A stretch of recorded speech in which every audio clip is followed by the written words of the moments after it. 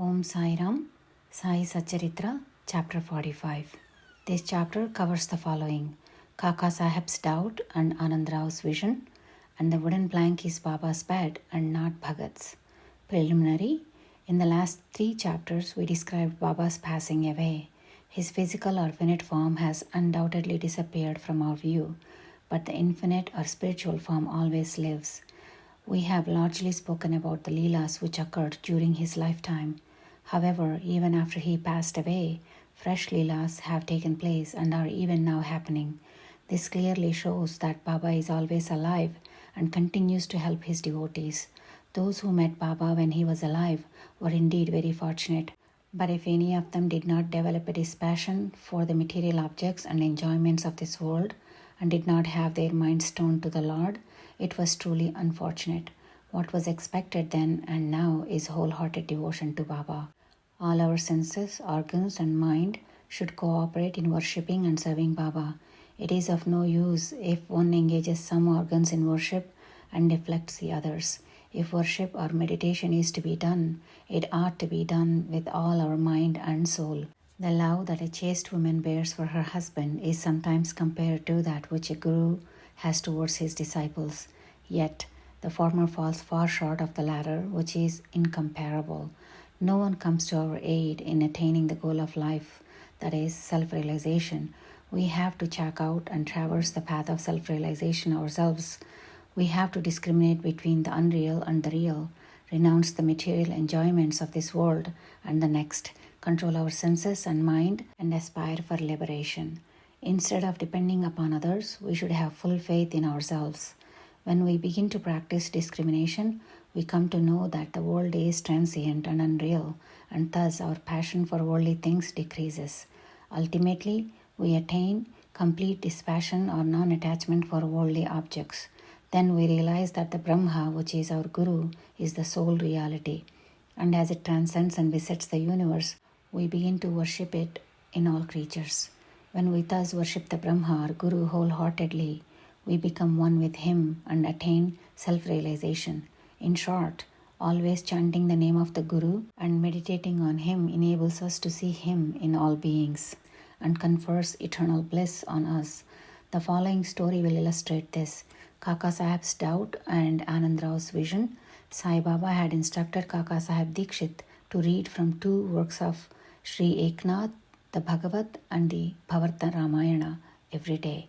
Kaka Saheb read these daily while Baba was alive and followed the practice even after Baba's passing away. Once in Kaka Mahajani's house in Bombay, Kaka Saheb was reading the Eknathi Bhagavat in the morning. Madhavrao Deshpande alias Shama and Kaka Mahajani were also there and listened attentively to the portion being read.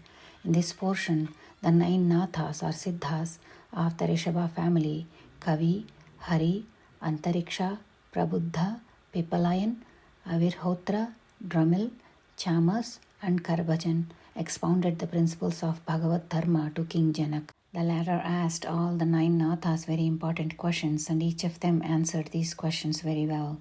The first, Kavi, explained what Bhagavad Dharma is, Hari, the characteristics of a devotee, Antariksha, what Maya is, Prabuddha, how to overcome Maya, Pipalayan, what Parabrahma is, Avirhotra, what Karma is, Dramil, the incarnations of God and his deeds, Chamas, how a non-devotee fares after death, Karbhajan, the different modes of worship of God in different ages. The substance of all the exposition was that in this Kali age, the only means of liberation was remembering the Lord or the Guru's feet. After the reading was over, Kaka Saheb said in a despondent tone to Shama and the others, "How wonderful is this discourse about devotion by the 9 Nathas. But at the same time, it is so difficult to put it into practice. The Nathas were perfect, but is it possible for fools like us to attain the devotion as described by them? We will not get even after several births. How are we to attain salvation? It seems that there is no hope for us." Shama did not like Kaka Saheb's pessimistic attitude. He said, "It is a pity that one who, by his good luck, got such a guru as Baba should cry out so disparagingly. If one has unwavering faith in Baba, why should one feel restless? The devotion of the Nathas may be strong and wonderful, but is not ours loving and affectionate? And has not Baba told us authoritatively that remembering and chanting the Lord's and the Guru's name confers salvation? Then what cause is there for fear and anxiety? Kaka Sahib was not satisfied with Madhav Rao's explanation. He continued to be anxious and restless the whole day, thinking and brooding about how to get the powerful devotion of the Nathas. The next morning, the following miracle took place. A gentleman named Anandrao Pakhade came there in search of Shama. Kaka Sahib was reading the Bhagavat. Mr. Pakhade sat near Shama and was whispering something to him. He was describing his dream to Shama. As this whispering interrupted the reading, Kaka Sahib stopped reading and asked Shama what the matter was. The latter said, "Yesterday you expressed your doubts, and now here is the explanation for it."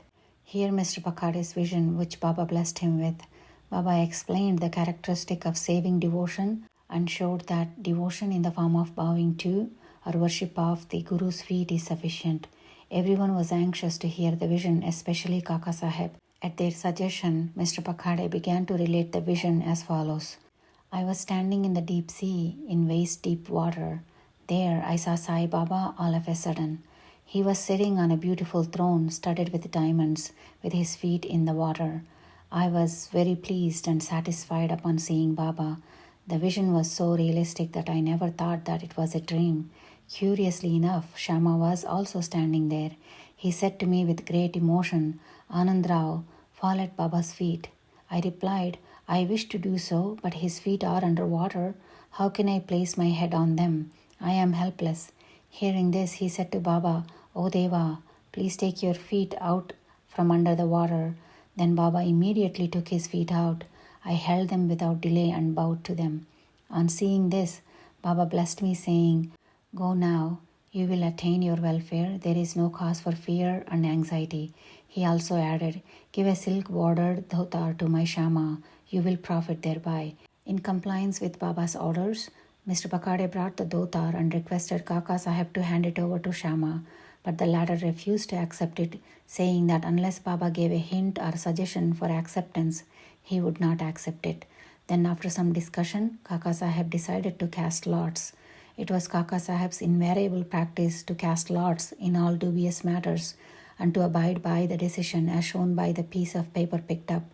In this particular case, 2 pieces of paper, on one of which was written to accept and on another to reject, were placed at the feet of Baba's picture, and an infant was asked to pick one of them. The to accept piece was picked up and the dhotar was handed over to and accepted by Madhav Rao. In this way, both Anand Rao and Madhav Rao were satisfied and Kaka Sahib's difficulty was solved. This story exhorts us to respect the words of other saints, but at the same time asks us to have full faith in our mother, the Guru, and abide by his instructions, for he truly knows our welfare better than any other person. Carve into your heart Baba's words. There are innumerable saints in this world, but our Father, that is Guru, is the Father, that is real Guru. Others might say many good things, but we should never forget our Guru's words. In short, love your Guru wholeheartedly, surrender to him completely, and prostrate yourselves before him reverentially, and then you will see that there is no sea of mundane existence before you to cross, just as there is no darkness before the sun. The wooden plank is Baba's bed and not Bhagat's. When Baba was younger, he slept on a wooden plank, 4 arms in length and only a span in breadth, with small earthen lamps burning at the 4 corners. Later on, he broke the plank into pieces and threw it away, which is mentioned in chapter 10. Once Baba was describing the greatness or importance of this plank to Kaka Sahib. Hearing this, the latter said to Baba, "If you still love the wooden plank, I will hang another one up in the masjid for you to sleep on." Baba replied, "I wouldn't want to sleep up there, leaving Mahalsapati down on the ground." Then Kaka Sahib said, "I can get a plank for Mahalsapati too." Baba replied, "How can he sleep on the plank? It is not easy to sleep up on the plank. Only he who has many good qualities in him can do so. Only he who can sleep with his eyes wide open can do that. When I go to sleep, I often ask Mahalsapati to sit by my side, place his hand on my heart, and hear the chanting of the Lord's name there. I also ask him to wake me up if he finds me falling asleep. He can't even do this. He himself gets drowsy and begins to nod his head. When I feel his hand as heavy as stone and cry out, "Oh Bhagat," he moves and opens his eyes. How can he, who can't sit and sleep well on the ground, and whose posture is not steady, and who is a slave to sleep, sleep high up on a plank? On many other occasions, Baba said, out of love for his devotees, whatever, whether good or bad, is ours is with us, and what is someone else's is with him. Bow to Sri Sai, peace be to all. This brings us to the end of Sai Satcharitra, chapter 45.